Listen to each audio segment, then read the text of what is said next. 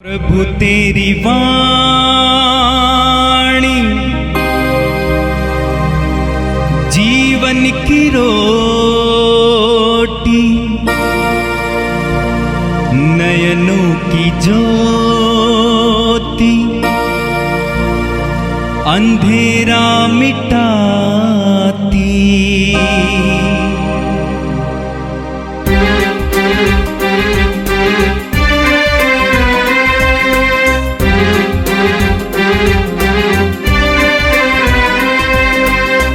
प्रभु तेरी वाणी जीवन की रोटी, नयनों की ज्योति, अंधेरा मिटाती। प्रभु तेरी वाणी जीवन की रोटी, नयनों की ज्योति, अंधेरा मिटाती। वाणी वाणी वाणी वाणी वाणी पवित्र है, शाश्वत है, जीवन का मन्ना है। 27 अक्टूबर मंगलवार। पहला पाठ, अध्याय 5, पद संख्याएं 21 से 33 तक। हम मसीह के प्रति श्रद्धा रखने के कारण एक दूसरे के अधीन रहें। पत्नी प्रभु जैसे अपने पति के अधीन रहे। पति उसी तरह पत्नी का शीर्ष है जिस तरह मसीह कलीसिया के शीर्ष हैं और उनके शरीर के मुक्तिदाता।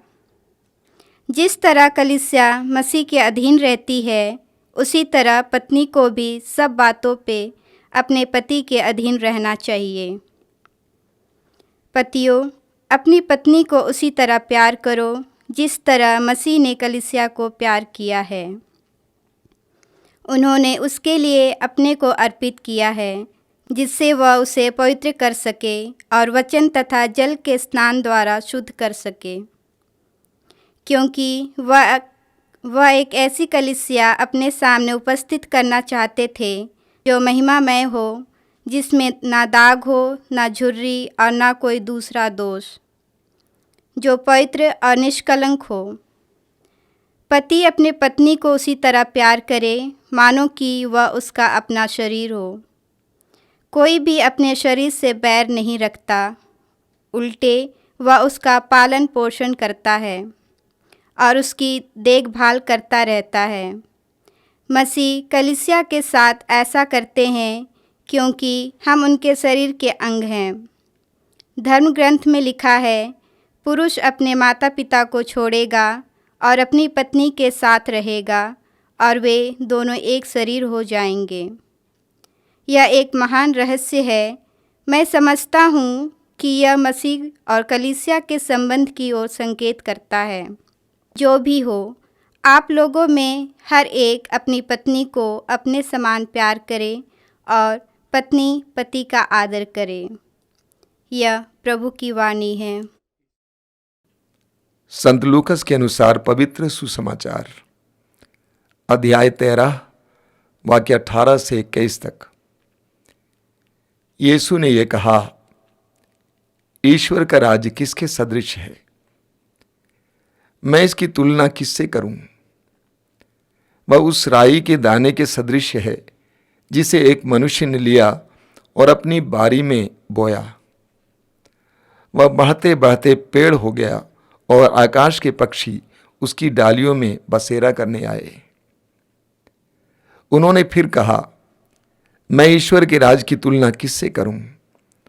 वह उस खमीर के सदृश है जिसे एक स्त्री ने लेकर 3 पसेरी आटे में मिला दिया और सारा आटा खमीरा हो गया। यह प्रभु का दिव्य सुसमाचार है। ख्रिस्त प्रभु की जय। मेरे प्रिय भाई और बहनों, आज के पहले पाठ में संत पौलुस ने हमें विवाहित जीवन या दाम्पत्य जीवन के बारे में और पति पत्नी के रिश्ते के बारे में समझाया। बहुत ही रोचक बात है कि संत पौलुस अविवाहित थे, लेकिन नए विधान में विवाह और विवाहित जीवन और पारिवारिक जीवन के बारे में संत पौलुस ने ही सबसे ज़्यादा शिक्षा दी है।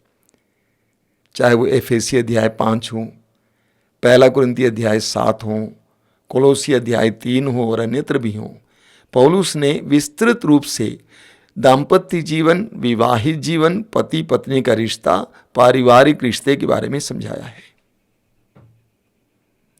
आज के पहले पाठ में हमने सुना कि संत पौलुस शुरू करते हैं, हम मसीह के प्रति श्रद्धा रखने के कारण एक दूसरे के अधीन रहें।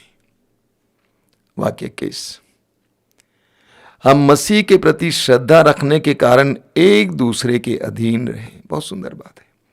पौलुस कहते हैं हम विश्वासी हैं, हम प्रभु यीशु पर श्रद्धा रखते हैं, उन पर विश्वास करते हैं, उनके अधीन जीते हैं, इसलिए हमें एक दूसरे के अधीन रहना चाहिए।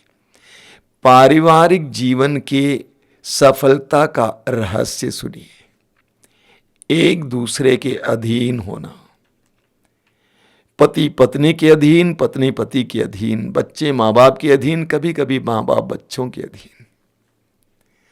पारिवारिक जीवन की सफलता के लिए ये अधीनता सबसे आवश्यक है। हर एक व्यक्ति की अपनी भूमिका होती है परिवार में, उस भूमिका का सम्मान करना और उनकी बात को मानना यह महत्वपूर्ण है। उसके बाद संत पौलुस कहते हैं पत्नी प्रभु जैसे अपने पति के अधीन रहें।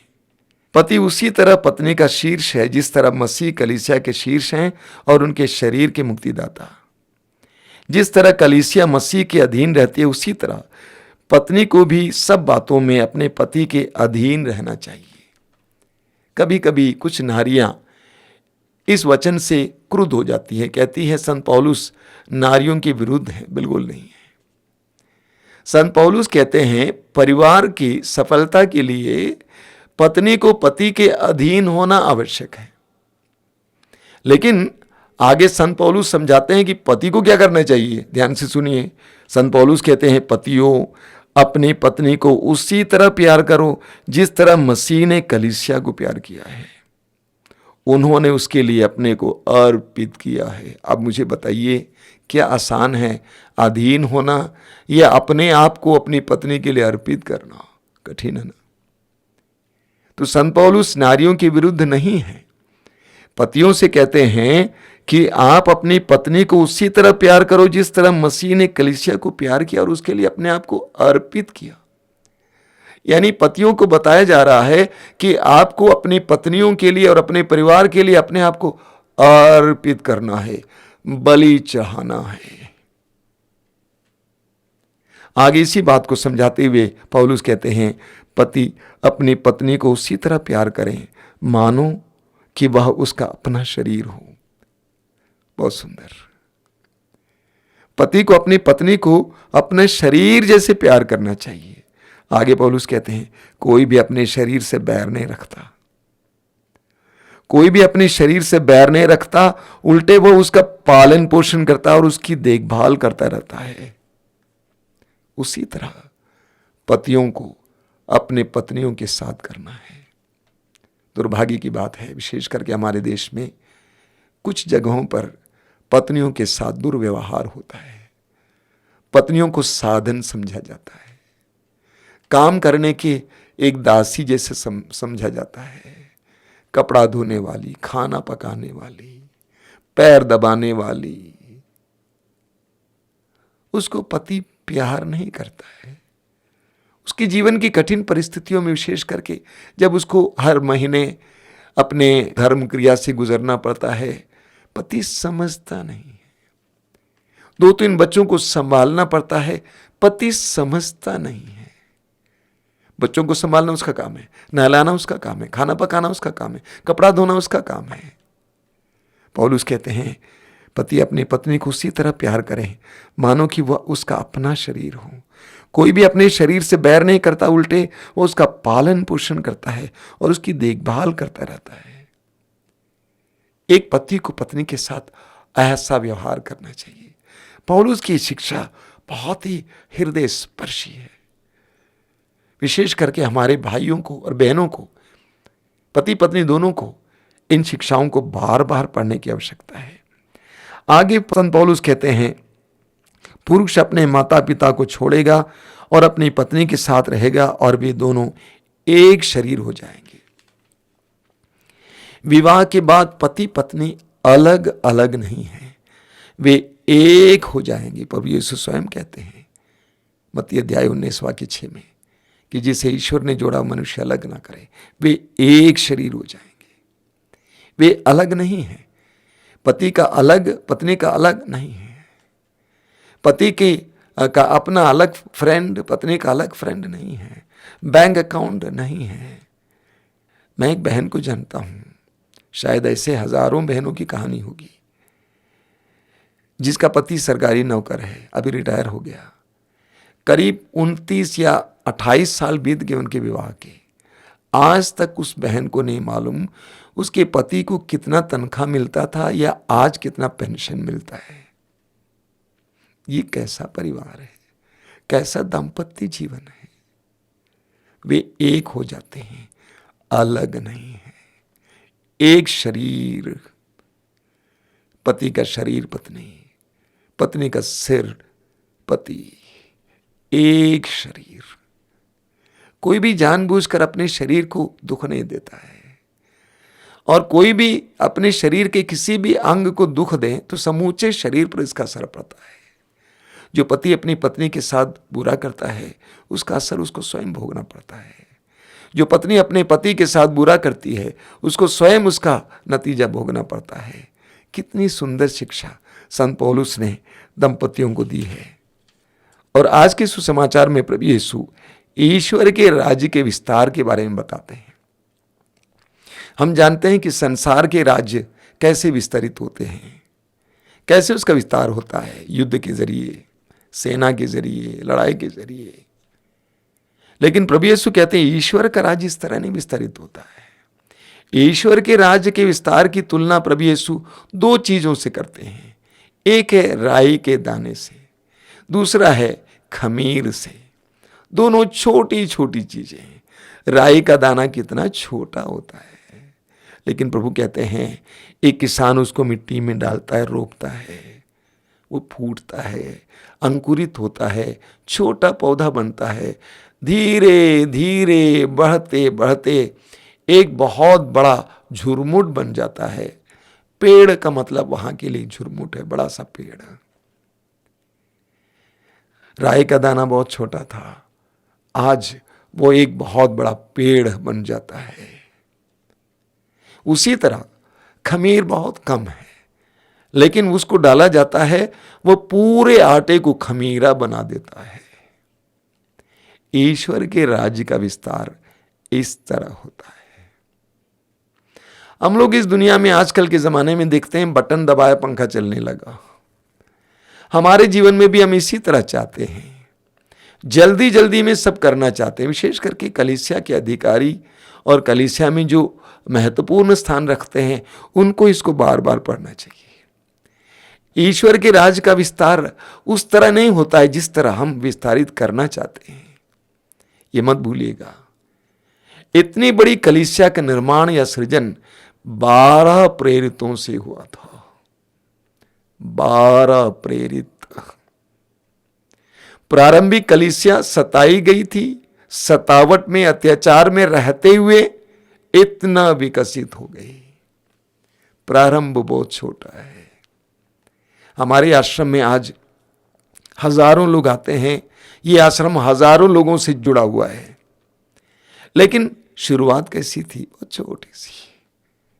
अब भी मुझे याद है 1994 में जब हम पहली बार इस तरह का सत्संग शुरू किए थे, मुश्किल से 125 लोग थे।